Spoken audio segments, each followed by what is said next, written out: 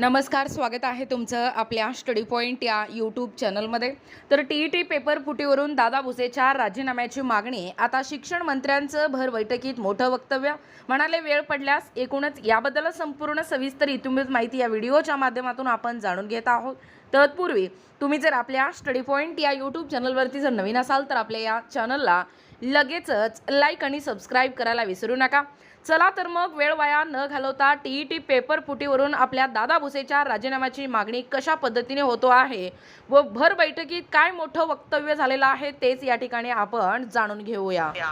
बघा, या ठिकाणी तुम्ही टायटल पाहू शकता। टायटल काय आहे बघा, दादा भुसे टी पेपर फुटीवरून दादा भुसेच्या राजीनाम्याची मागणी। आता शिक्षण मंत्र्यांचं भर बैठकीत मोठं वक्तव्य, म्हणाले वेळ पडल्यास। पहा संपूर्ण सविस्तर अपडेट। राज्यातील शिक्षक पात्रता परीक्षा, ज्याला आपण टीईटी म्हणतो, ही टीईटी पेपर फुटी म्हणजे टीईटी पेपर लीक प्रकरणांवरून राजकीय आणि सामाजिक वातावरण कमालीचे तापले आहे। नाशिक जिल्ह्यातील मालेगाव शासकीय विश्रामगृहात राज्याचे शिक्षण मंत्री दादा भुसे यांच्या उपस्थितीत एक महत्त्वाची बैठक पार पडलेली आहे आणि याच बैठकीत वंचित बहुजन आघाडी आणि समयक विद्यार्थ्यांनी थेट मंत्री दादा भुसे यांच्या समोरच त्यांच्या राजीनाम्याची या ठिकाणी मागणी केल्याचे पाहायला मिळालं।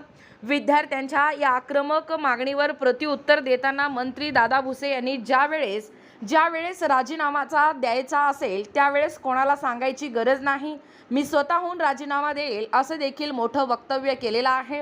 बघा, भर बैठकीत मंत्र्यांसमोरच राजीनाम्याची मागणी।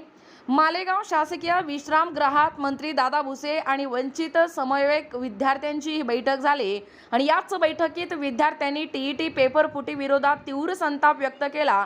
राज्यात पेपर फुटी झाल्यानंतर आजपर्यंत कोणत्याही मंत्र्याने नैतिक जबाबदारी स्वीकारून राजीनामा दिलेला नाही।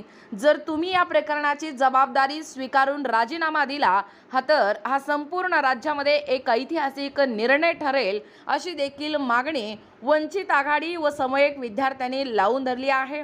यावेळी विद्यार्थ्यांनी जुन्या प्रकरणाचा हवाला देत माजी शिक्षण मंत्री वर्षा गायकवाड यांच्या कार्यकाळातही असाच घोटाळा झाला होता, अशी देखील पुन्हा एकदा आठवण करून दिलेली आहे। बघा, दादा भुसे 8 दिवसाचा अल्टिमेटम, राज्यव्यापी आंदोलनाचा इशारा। विद्यार्थी प्रतिनिधी मंत्री दादा भुसे यांना केवळ निवेदनच दिले नाही तर थेट इशाराही दिलेला आहे।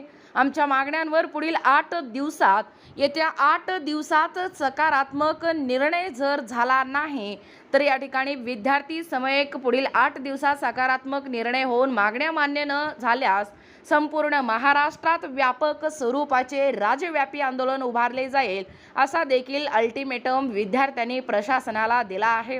बघा, 2 दिवसांपूर्वी निवासस्थानाबाहेर झाले होते धरणे आंदोलन।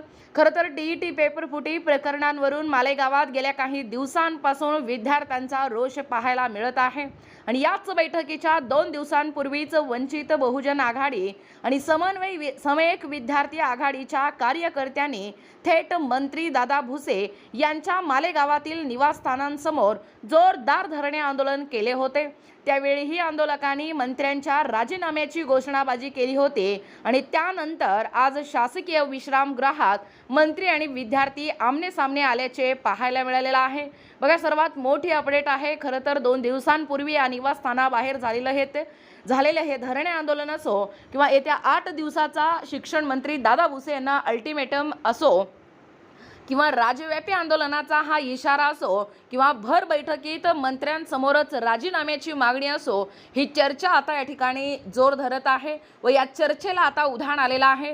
म्हणजे टीईटी पेपर फुटीवरून दादा भुसेंच्या राजीनाम्याची मागणी होतो आहे। आता शिक्षण मंत्र्यांचं भर बैठकीत हे मोठं वक्तव्य काय होतं हेच या संपूर्णपणे या व्हिडिओच्या माध्यमातून जाणून घेण्याचा प्रयत्न केलेला आहोत। अशाच प्रकारे महत्त्वपूर्ण, नाविन्यपूर्ण, ताज्या घडामोडी पाहण्यासाठी सर्वप्रथम आपल्या स्टडी पॉइंट या यूट्यूब चॅनलला सबस्क्राईब करा। भेटूया अशाच प्रकारच्या पुन्हा एका नवीन व्हिडिओमध्ये। तोपर्यंत धन्यवाद।